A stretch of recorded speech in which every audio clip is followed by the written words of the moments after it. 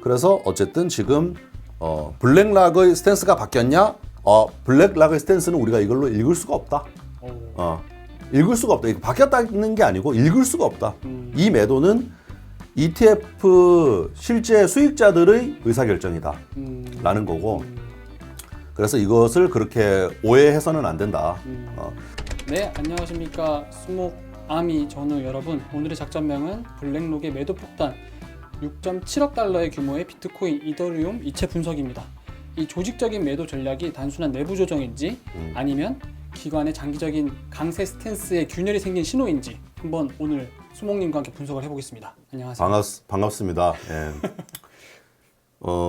기사를 보자마자 지금 이제 이 관련한 질문지하고 기사를 보내주셨는데, 기사를 보자마자 잘못 쓰여진 기사다. 예, 저는 그렇게 생각을 했습니다. 왜 그렇게 생각하셨나요? 왜냐하면 이게 사실 이슈가 돼가지고 유튜버들 분들도 많이 다루고 기사도 많이 났었거든요. 그러니까 이게 블랙락이 그 비트코인 ETF랑 이더리움 ETF를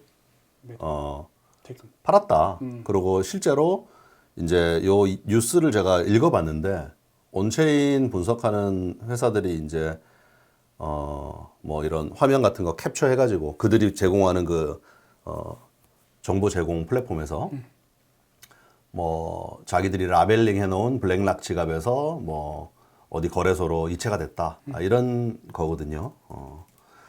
근데 이게 이렇게 봐야 돼요. 블랙락은 자산 운용사입니다. SM 매니저, 미국식 표현으로 SM 매니저 혹은 뭐 SM 매니지먼트 펌 이렇게 얘기할 수 있는데, 자산 운용사는 기본적으로 하는 것이 타인의 자본을 운용하는 거거든요. 그리고 자기 자본도 물론 운용할 수는 있으나 거의 미미해요. 자기 자본이 굉장히 작은 조직들입니다. 자산 운용사라는 데 자체가. 그래서 블랙락이 어떤 영향을 끼쳤다라고 얘기하는 것들은 사실은 엄밀히 얘기하면 고객들의 자산들을 가지고 어떤 기업들의 지분을 취득하고 결국 나중에 이제 그걸 정리하게 될 때는 또 고객에게 돌려주는 거거든요. 근데 우리가 유의해야 될 게, 블랙락이 매도했다? 틀린 말은 아니에요.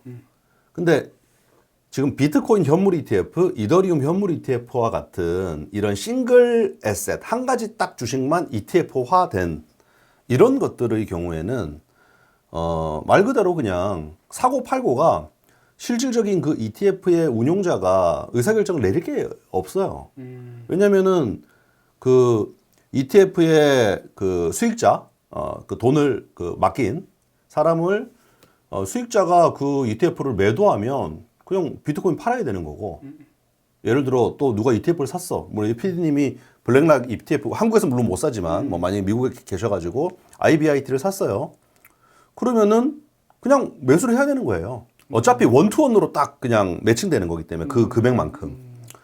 그래서 블랙락이 뭐 대규모 매도를 했다? 기관의 포트폴리오 조정인가 시장 이탈 신호인가? 첫 번째, 블랙락의 자의적인 판단이 들어가지 않는다, 여기에는. 예. 그거를 알아야 되고, 단, 블랙락의 ETF에, 수요자들이, 그러니까, 그, 수익자들이 기본적으로 ETF는 개인들도 사고 팔고 할 수 있지만은, 기관 투자자들도 많이 하거든요.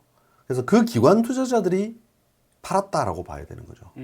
그럼 지금 이제 대규모 매도가 나왔다라는 게 이슈가 되는 거잖아요. 그죠? 네. 최근에 뭐 매도가 좀 보니까 많긴 해요. 그러면은 우리가 이걸 이렇게 바라봐야 됩니다. 최근에 뭐 오늘 보니까 비트코인 좀 많이 오르고 있던데, 최근에 계속 순매도긴 했단 말이에요. 그러면은 그것 때문에 이 블랙락 ETF가 주로 많이 매도가 나왔고, 그들이 온체인에서도 비트코인을 파는 쪽으로 이동을 했고, 뭐 그런 것이다, 이렇게 봐야 되고, 그러면은 그 맡겼던 사람들은 왜 파냐? 증시 자체가 최근에 조금 조정을 받았잖아요, 지난주에. 네. 예. AI 버블 논란 얘기 나오고, 좀 전반적으로 센티먼트가 살짝 꺾이는 느낌이 나왔단 말이에요. 가격도 좀 옆으로 빠지기도 하고, 옆으로 좀 기기도 하고 하면서. 네. 그런 분위기가 크립토 마켓에도 그대로 전달이 된 거거든요.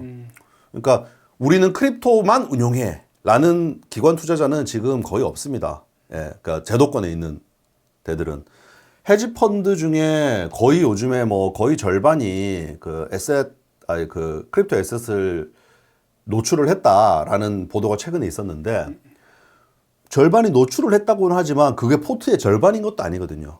평균적으로 한 2% 정도 노출돼 있는 거예요.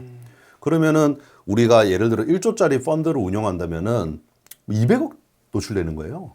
예, 예를 들자면은. 네. 예. 그래서 그 200억이라는 것도 거의 뭐 비트코인일 것이고. 그래서 그 정도가 이제 미미한데 그런 펀드들을 운영하는 운용자의 입장에서 예를 들어 전반적으로 위험을 회피하는 어떤 분위기가 형성됐다 마켓에. 그래서 내가 시장 민감도를 갖다가 내 포트폴리오 민감도를 좀 줄이고 싶어.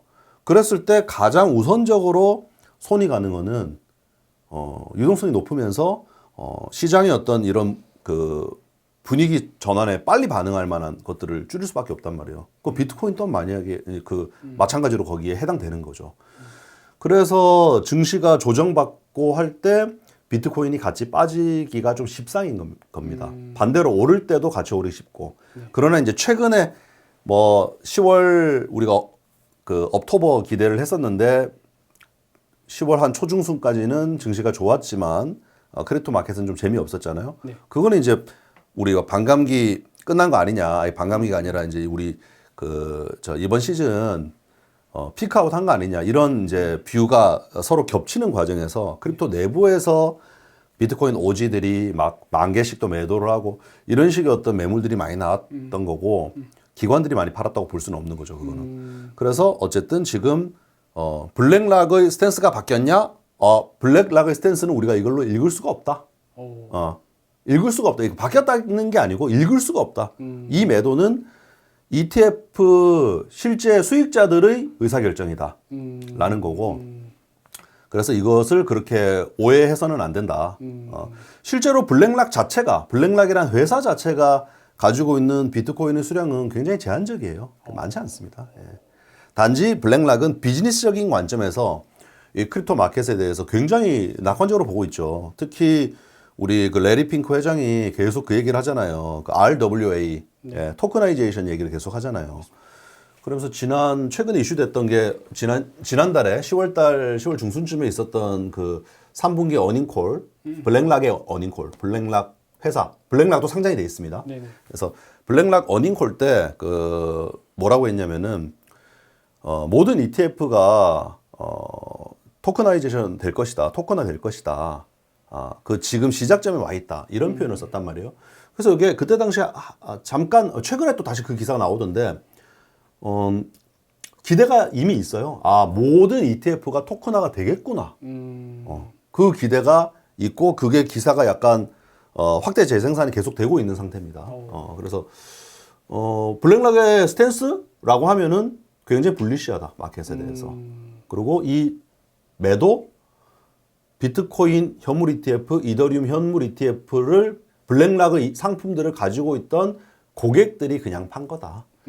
자, 그리고 오늘 비트코인이 지금 꽤 오르고 있어요. 왜냐하면 미국의 셧다운 이제 해제된다는 얘기가 나오니까 지금 행정부, 연방정부 지금 셧다운 중지돼 있었지 않습니까? 네. 업무가. 그래서 해제된다고 하니까 이제 비트코인, 뭐 이더리움은 또 많이 오르고 있던데 기대감에 반등을 한단 말이에요. 네. 그러면은 분명하게도 오늘 월요일 날 아마 오늘 장에 ETF도 순매수가 될 가능성이 좀 높다. 저는 그렇게 보고 있어요. 네. 그러면 지난주에 사실 말씀하신 것처럼 비트코인이 굉장히 안 좋은 상황일 때 블랙락의 이슈가 터졌고 그 이슈 터짐으로 인해서 더 안 좋아졌다는 거죠. 그런 부분에서. 네. 말 끊어서 미안한데 네. 그러니까 왜 그런 기사가 나오고 이렇게 되냐는 네, 거잖아요. 그런 심리를 저희가 어떻게 바라봐야 되고 그 심리 충격을 어떻게 해석해야 될지. 이렇게 봐야 됩니다. 이게 이제 제가 뭐 저는 직업적으로 트레이딩을 쭉 해왔던 입장에서 이 기사들을 단말기 앞에 딱 놓고 기사들이 올라오는 걸 계속 본단 말이에요. 네. 그러면은 기사 중에 진짜 기사가 있고 그냥 조회수 빨 수 있을 것 같아가지고 쓴 기사가 있고, 아니 정말로 뭐 이런 유튜브 같이 이런 온라인이 아주 이렇게 되기 전부터도 이 미디어에 종사하는 분들은 여기에 대해서 굉장히 민감합니다. 그래서 조회수를 빨기 위해서 시장에 관심을 얻기 위해서 뭐 여러 이유들로 인해 가지고 빤다는 온전한 반납 표현 좀 너무한가요? 어쨌든 온전하게 팩트만을 보도한다기보다는